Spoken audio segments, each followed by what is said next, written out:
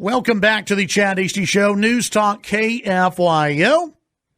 Day number 2 of our non-essential business shutdown. I don't want to call it a shutdown because we're not shut down. And even the places that are going through a shutdown are not really shut down because you can still go for a walk and you can go to the grocery store and everything like that. So, again, it's a non-essential business shutdown here in Lubbock. Day number 2, continue to check in on the text line. Let us know what you're doing today. If you either are working or you're on the tractor or one of our many truckers. Over the last couple of days, last few days, it really is eye-opening how many truckers are listening to this show, and we appreciate it. You guys are keeping the country going right now, keeping the shelves stocked and everything else, and we appreciate what you're doing.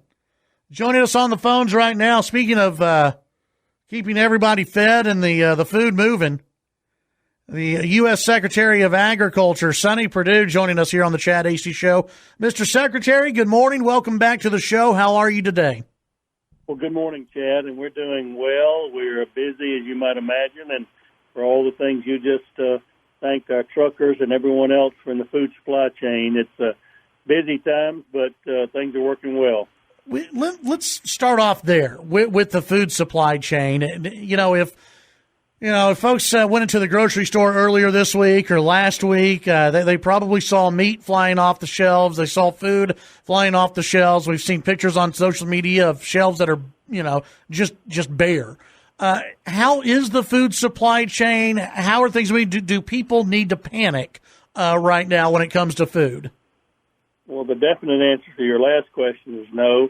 No panic, please. In fact, no overbuying or hoarding, because that demand, almost like, Chad, like we do for a hurricane or then shelves have been demand-driven. But if everybody just continues to shop as they have been, the food supply chain is healthy.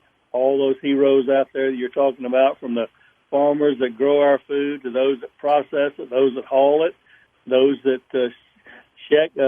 stock the shelves, and those that check us out, all is good. We just need to be relaxed a little bit about trying to get so much together at one time, and everybody will have plenty. If people go back to just acting normal at a grocery store, and just, kind of sort of buying what's it would be on their, in their carts on a normal average week, how long do you think before we see everything start to get back to normal as far as stocking goes? And this is in a general sense, of course. Well, I think it'll be really just a few weeks. Honestly, we don't know how long the corona tail will last, but nonetheless, the folks in this business, I just was so proud of all the employers in these businesses, these essential businesses, who are continuing to show up and do what needs to be done. We're spoiled in America, Chad. We've gotten used to so much abundant food anywhere we need. The biggest challenge I have when I go to the grocery store is choice shock. I have to call my wife or FaceTime her and ask her, this one or this one or this one. We got so many choices, and I think America is now learning that to appreciate those folks that have kept that food there. Yeah, and we definitely would not do well as a socialist nation, as we've seen in socialist nations that do have shelves like this every single day. I mean, just every single day they have to deal with this. I think people will have a new appreciation for what we have in our grocery stores after all of this.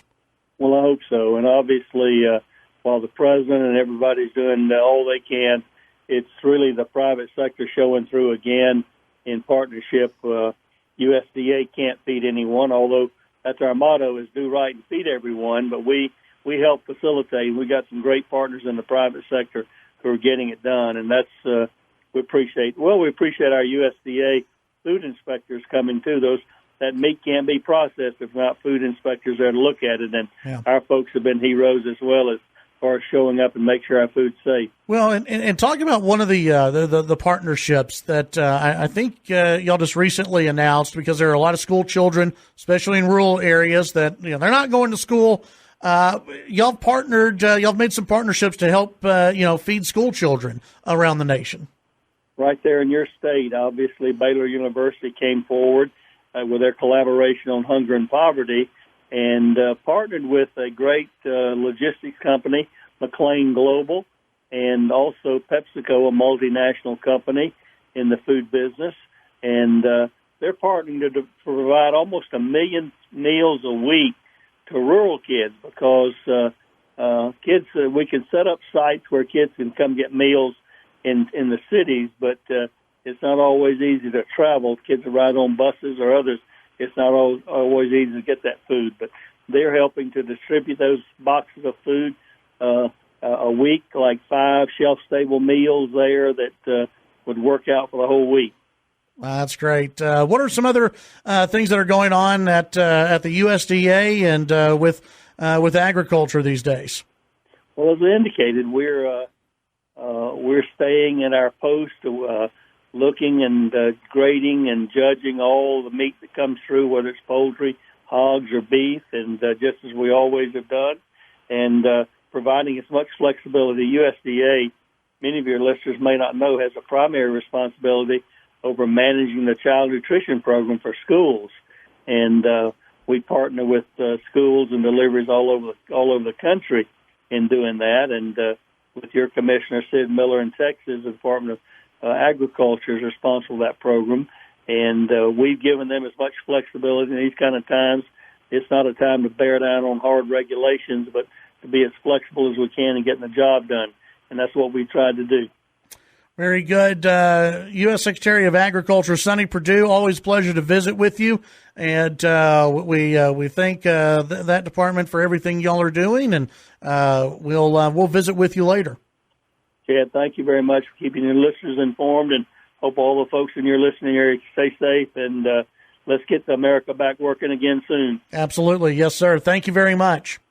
Thank you, Chad. Bye-bye. That's U.S. Secretary of Agriculture Sonny Perdue here on the Chad Hasty Show.